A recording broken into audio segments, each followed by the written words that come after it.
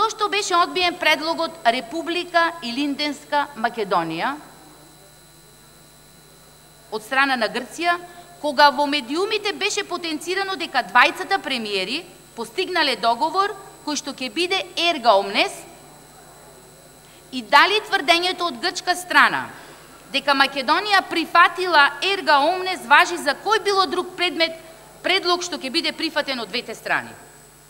Понатаму, разни министри различно го ова. Ние слушавме двајца министри од вашата влада кажаа дека нема да биде прифатено, односно прифатено во другите предлози, и најклучно, ако ова веќе го направите, дали имаме гаранција дали ќе добиеме датум за преговори?